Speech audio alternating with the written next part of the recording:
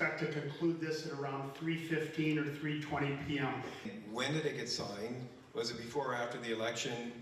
Who signed it? And has the IOC... The United States cannot clean up sport by itself. That's impossible. And conversely, WADA can't clean up sport by itself without countries that are willing to participate and work together.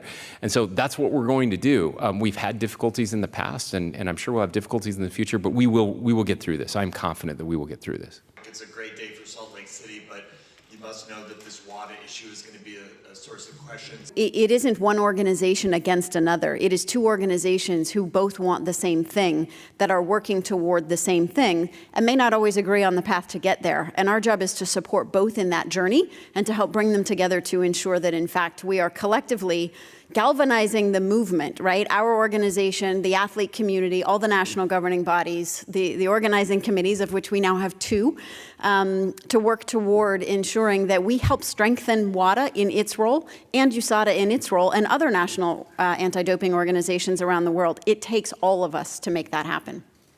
One, I think, Fraser, you mentioned that this issue came up out of the blue. I'll summarize it in something I said in my speech. As good as our venues are, out of the blue, something new comes in, which was completely unexpected, was not directly our problem, but it's part of our country's problem. And as we look at this issue, I'm very sympathetic to how the international sport federations feel, because they're worried, can I come to the U.S. safely? And we need to make sure that everybody feels safe coming and welcome. So you said you will do everything you can to alleviate the concerns.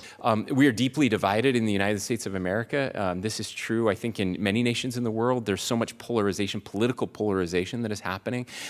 We're a little different in Utah. We care deeply about our neighbors. We want people to feel welcome there, and we want to overcome those divides that are happening. We believe in bridge building, and there is no entity on earth that is better at bringing diverse groups of people together than the Olympic and Paralympic movements, by very definition.